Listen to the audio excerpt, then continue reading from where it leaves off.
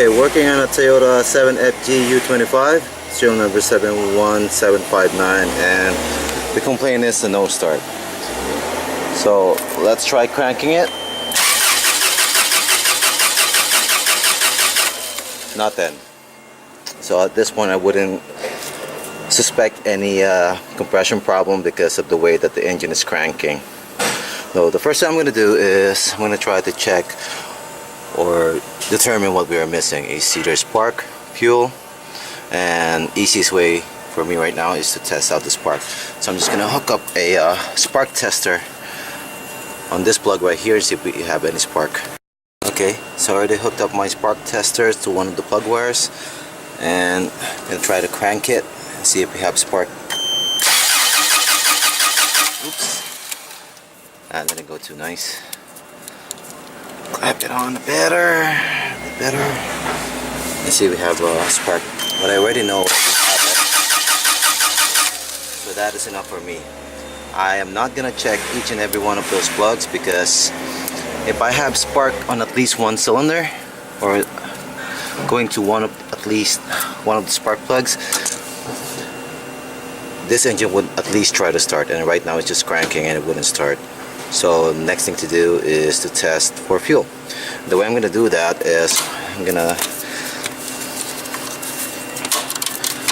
take out filter and then spray brake clean inside. I know I could use something better, but this time I don't have anything else to use. I know that brake clean is combustible. Right here, right there. No, brake clean is combustible. I'm not gonna run this for a very long time. I just want to know if we're lacking or missing fuel. So what I'm gonna do is gonna crank it and spray some brake clean inside here. And there you go. So we are missing fuel, we know that, because it started. So now we're gonna go after fuel supply. Okay, now we're gonna check if we have good fuel supply. So this is the line that's coming from the tank. First, make sure, of course, that the valve on the tank is open. Once you make sure that the tank is open, I'm just gonna crack the line and see if pressure is going into this regulator. And there you go. I know there's fuel supply going into my regulator. Now the problem is there fuel being supplied to the mixer from that regulator. Now the way this works is fuel flows from the tank going here, right, and the main solenoid is supposed to power up, open the passage that will go through the slope path at starting, which is this guy right here. So once fuel goes here, opens up solenoid, opens up a path to this slow solenoid, which is going to be operated by vacuum.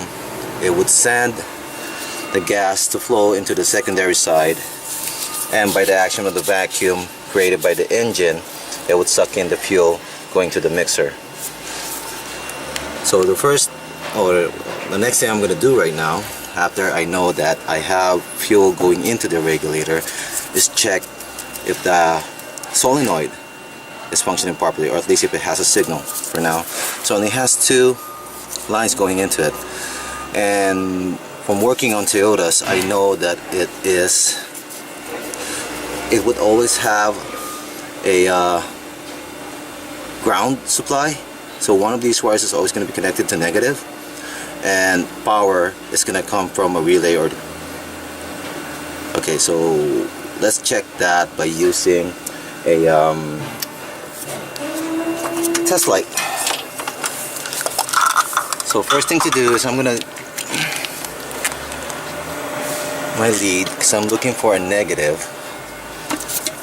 I wanna know which one is my negative supply. So I have my test light connected to battery positive. My test light is light. Okay. So if I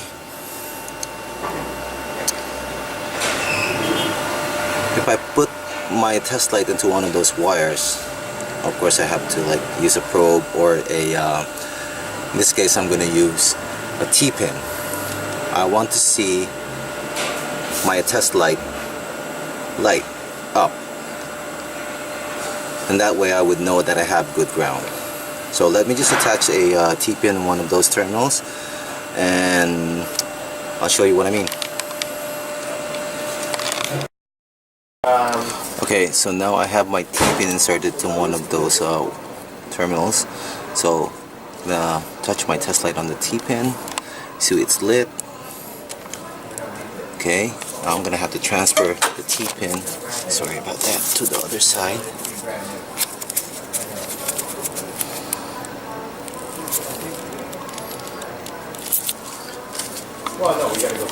Touch it there, and it's lit.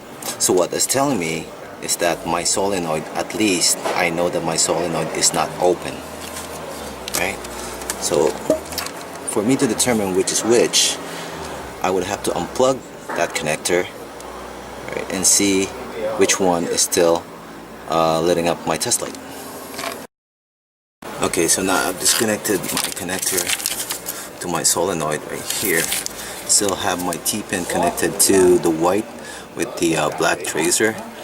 Touch it and see my test light's being lit. So I know right now, because I'm connected to battery positive with my test light, it's completing the circuit. So I know for a fact right now that my white with the black tracer is my negative supply. So the power is going to come from the other side. So what I'm going to do right now is put it back in, insert my T-pin on the black wire, and see if we have power. And I'm going to have to transfer my test light now from the positive to the negative. Make sure I have good connection. It's lit. I'm going to have to insert that connector back to my main solenoid. Okay. Transfer my T-pin right here. Make sure that I'm going straight. Okay. I want to make sure that I have good connection on that T-pin. Put it back. And it's lit. It's okay. That's saying I have good connection. Transfer my lead again to the negative. And I'm going to focus you on, see if I can get a better angle on it. It's hard working by yourself on the road. See if I can get a good shot of it. Touch my test light. Just gonna, okay, and then put it on ignition. Try to crank it. Okay. So you see, although it's a weird angle, that my test light was lit when I'm cranking over with my test light connected to negative. I know there is power going into that solenoid, right? But there is still, although I have good connection, I know there's no open on my solenoid, my signal's coming in. And just to mention, this is a dually, meaning that it could run on LPG and it could run on gas, right? I'm going to take a picture of this switch right there. So I'm switched to LPG, but at this point, even though I didn't check it, I know my power, there's power going to that solenoid. And if I was switched on gas, I wouldn't have any power going into that solenoid, which would point me in that direction. Maybe the relay or the ECU is not commanding the solenoid to turn on. But at this point, I know the solenoid is being commanded to turn on, but somehow it's not putting out the gas. I'm going to try to do right now, because sometimes this solenoid sticks, it's closed, it wouldn't open. I'm going to try to tap it and see where it points us to. So now I have this kind of wrench, just to tap on the solenoid. Maybe it will unstick it, maybe it wouldn't. In any case, I know for sure that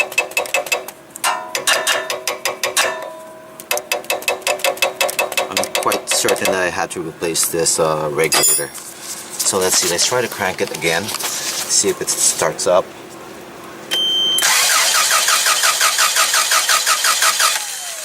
Nothing. I even hear a click coming from that solenoid. Alright.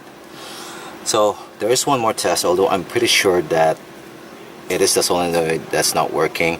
Is you hook up a vacuum tester into this line right here, going to the slow solenoid, apply a vacuum to this and crank it. It's like I said, when cranking it needs a vacuum going here. I'm not gonna show it already because I don't have my vacuum tester with me. I had it earlier, I forgot about it at the shop, and I already tested the hose for leaks. There's no leaks, and it's getting good vacuum into this. Okay, so this is the solenoid on the regulator that I took off the truck. So what we're gonna try to do is see what was happening with this solenoid. When it was still in the truck, I was thinking that this plunger was getting stuck mechanically, but it seems to me that it's not the case. So I know from the testing that I did while it was on the truck, I know that my coil is not open. So what I'm going to try to do now that I'm in the shop is I'm going to try to hook it up to a good working truck. Okay, so I've connected the solenoid to a good known working truck. So what I'm expecting to see once I try to crank it is the plunger to go down. See, the gas from the filter side is right here, so it's being blocked up by this. When the solenoid pulls the plunger in, it's supposed to provide an opening through that hole to let the gas into the primary side. So let me try cranking and see if it moves.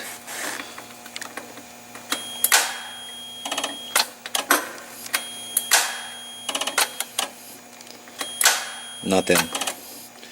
That clicking sound that you hear is actually from my starter.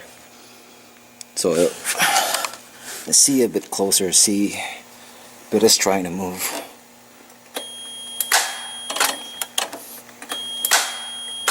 Not even. Give it another angle. Hold this in place. Give it a little push. See if it pulls it in. Nothing.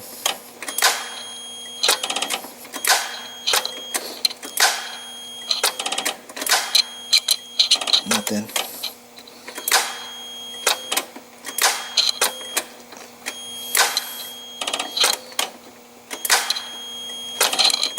And that's it.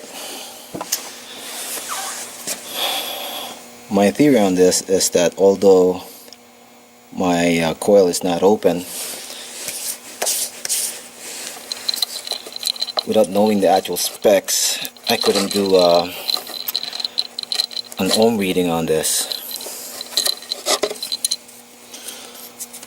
I am suspecting that the coil is weakened up, that is not able to pull the plunger